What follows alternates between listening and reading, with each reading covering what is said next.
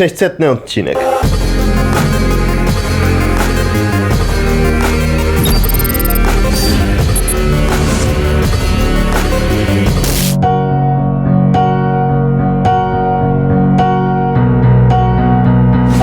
To jest jeden z powodów, dla których zawsze wolę dopłacić i mieć porządny hotel z porządnym widokiem.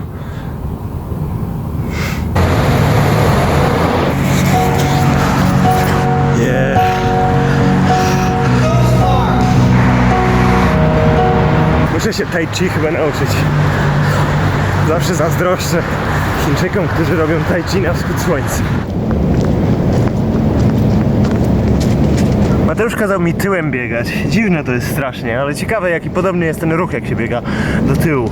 Tylko się wygląda głupio. 11 km zrobiłem. Najdłuższy bieg na keto, jaki udało mi się zrobić. I czuję się zajebiście. Poszedłem za radą kilku osób i zacząłem przyjmować łyżeczkę oleju MCT na pół godziny przed biegiem. I czuję różnicę.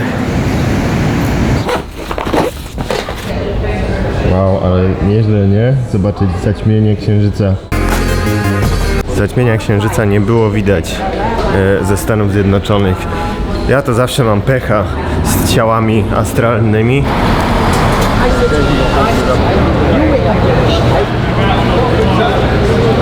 Stałem sobie w kolejce, żeby spróbować nowojorskiego streetwearu dla odmiany. Wylosowałem numer 252 do wejścia do sklepu Bape na dzisiejszy drop.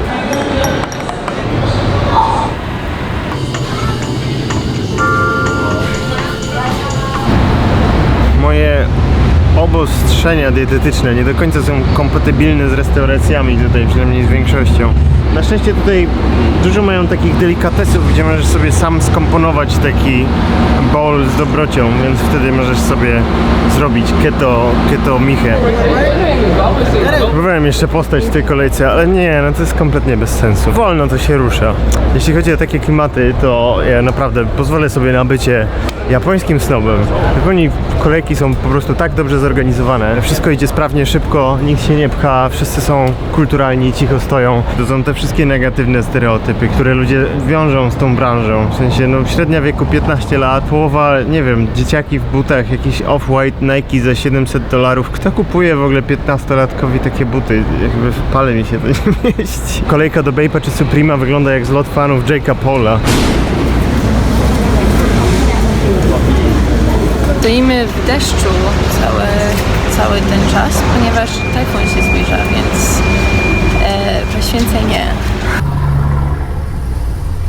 Myślałem, żeby na 600 odcinków powiedzieć coś o tym, jaki według mnie jest przekaz tej serii, ale zacząłem się nad tym zastanawiać i pomyślałem, że bardziej chciałbym powiedzieć o tym, że każdy twórca na YouTubie znajduje odbicie samego siebie w społeczności, która się skupia wokół niego. Wydaje mi się, że mamy bardzo dużo wspólnego i to jest dla mnie bardzo miłe i wzruszające, że udało się znaleźć taką dużą i taką spójną społeczność. Powiem wam, kim jesteście według mnie. Większość z was jest w wieku 20 do 25 lat. To akurat oszukuję, bo tak mówią statystyki YouTube'a. Jesteście więc w wieku takim, powiedzmy, studencko poszukującym. Jesteście ciekawi świata, chcecie podróżować, chcecie mieszkać za granicą albo przeprowadzić się za granicę. Myślę, że statystycznie mój widz lubi kawę. Duża część z was nosi okulary. To jest creepy strasznie, ale prawda jest taka, że jak jest spotkanie z widzami, to bardzo duża część widzów ma okulary. Troszkę za duży procent z was ma takie okrągłe okulary. Lubicie ciekawostki ze świata, tak jak ja, w sensie różne ciekawe książki, które czasem wygrzebuję, albo jakieś takie dziwne specyfiki, czy takie lifehacki na zasadzie keto, czy nie wiem, kordyceps, czy coś. Interesują was takie rzeczy. Część z was, tak jak ja, wstydzi się. To jest taka zawsze krępująca sytuacja, jak jest spotkanie mnie z grupą widzów i wszyscy się w sumie siebie wstydzą nawzajem. Ale myślę, że mamy taką sztamę, że wszyscy wiemy, na czym stoimy i wszyscy są tacy... No fajnie, ale trochę nie wiadomo, co robić teraz z rękami. Przyznajcie, że tak było, jak się widzieliśmy, ej. Tak jak ja, jesteście bardzo przemądrzali, to akurat widać po komentarzach. Myślę, że duża część z was chciałaby mieć taki styl życia mniej więcej jak ja mam, to znaczy, że pracuję tak bardziej dla siebie i sam sobie zarządzam tym czasem, to widzę po reakcjach na to, ilekroć poruszam takie tematy. Dużo ludzi z branż kreatywnych, grafików, ilustratorów, animatorów, filmowców, o właśnie, lubicie kręcić, lubicie robić zdjęcia i lubicie oglądać ładne rzeczy i chodzicie czasem do galerii sztuki. Nie imprezujecie za ostro. Tak wnoszę po tym, ilekroć się widzimy na żywo. Chyba że mnie nie zapraszacie. Ale to wtedy też w sumie spoko. Trzymam kciuki, że wasze marzenia się spełnią i bardzo wam dziękuję za to, że oglądacie tę serię i na pewno są wśród tych z was, którzy oglądają mnie dziś, ludzie, którzy obejrzeli wszystkie 600 odcinków albo coś tego rzędu, więc szczególnie tym bardzo dziękuję i wydaje mi się, że macie bardzo creepy wyjść z moim życiem i wgląd w moją osobowość, którego pewnie nie mają nawet ludzie, którzy mnie znają osobiście. To jest dziwne, ale dziękuję. Fajnie, że jesteście i uczestniczycie w tej całej podróży, którą próbuję wam tutaj przedstawiać. No, bo już się za intymnie się tutaj robi.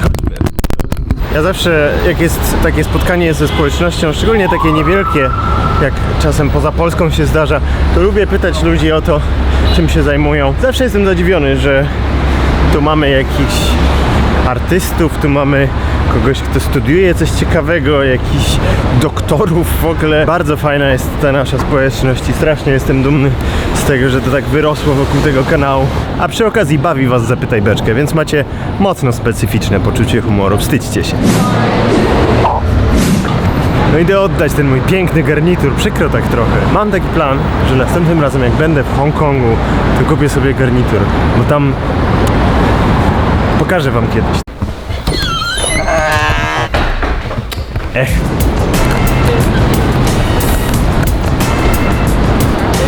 Chciałoby się powiedzieć, Nowy Jork, piękne miasto, pięknie dostosowane do rowerów.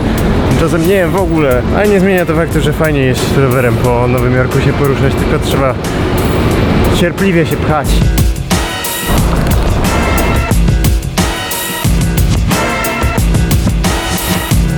Tutaj na tym murku zgubiłem kartę kredytową rok temu. Piękne wspomnienia. Najbardziej fortunna rzecz, jaka mogła mnie dzisiaj spotkać. Centrum Javits, gdzie zapisy na maraton, targi maratońskie są.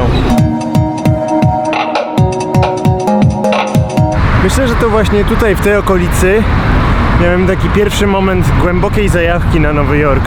Bo wcześniej, no to wiadomo, wielkie miasto i tak dalej, nie? To zawsze robi wrażenie, ale tutaj, jak sobie przejechałem rowerem pierwszy raz po wybrzeżu Manhattanu, to zobaczyłem to taką bardziej chillową stronę miasta i wielkie wrażenie to na mnie zrobiło. To jest w ogóle udokumentowane we vlogu. Moje życie jest tak w dziwny sposób udokumentowane. Jeśli mam jakieś wspomnienie, to jest duża szansa, że jest to uwiecznione na filmie.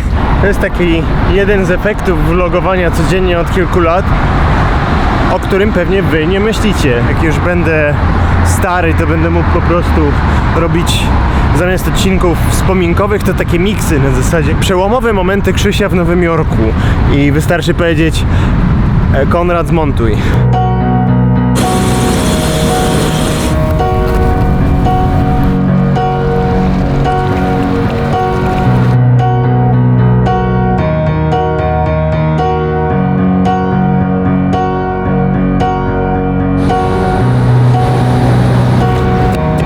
Też jedna inna rzecz, o której chcę dzisiaj powiedzieć w związku z tym jubileuszem. Ja teraz, jak widzicie po odcinkach vloga, obrałem taką drogę profesjonalną, w sensie staram się bardzo te swoje firmy rozwinąć. Wydaje mi się, że to jest słuszny kierunek. Celowo trochę odchodzę od takiego stylu życia vlogowego, na zasadzie podróże po świecie i jedziemy w piękne miejsca, w góry i tak dalej.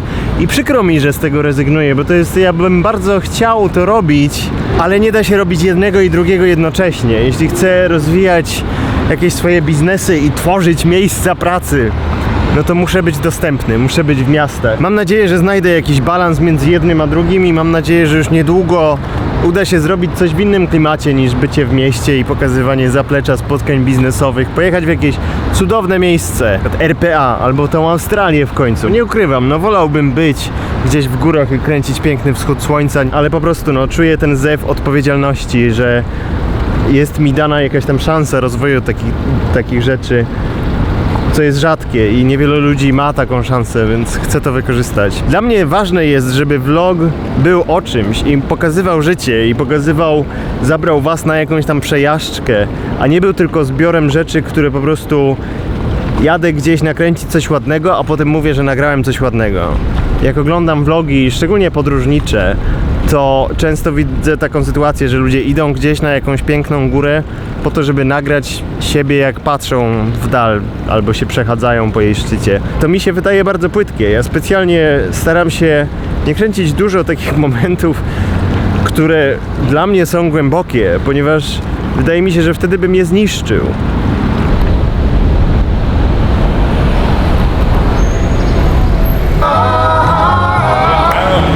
Nie zgadniecie.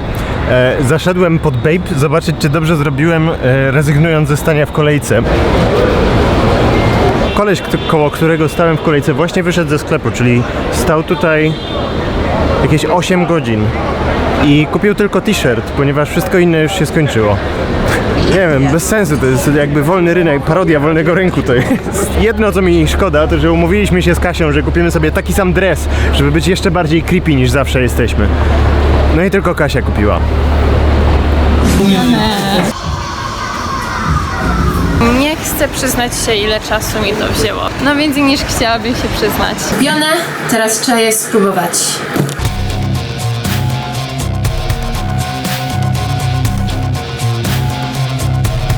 Spodnie są takie trochę krótkie i to mi się podoba. Myślę, że to fajnie wygląda, ale też myślę, że dziwnie by to wyglądało na męskiej sylwetce, więc i to jest unisex.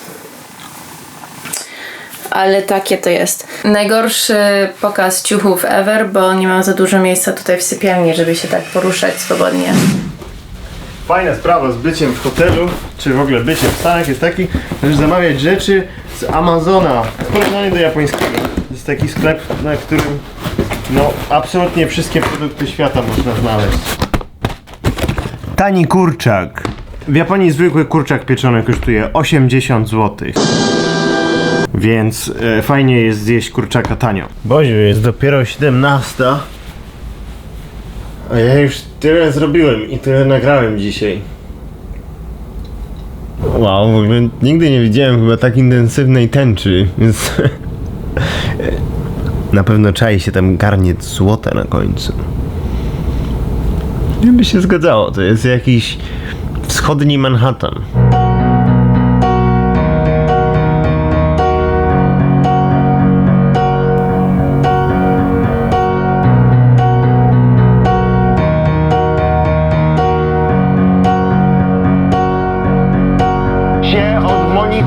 Trochę sobie przyspałem. Nowocześniejsze formy internetowe Jak wam za mało Krzysia na dzisiaj, obejrzyjcie sobie jeszcze Zapytaj Beczkę. Dobranoc i bardzo wam dziękuję za te 600 odcinków. Oby następne 600. Pa!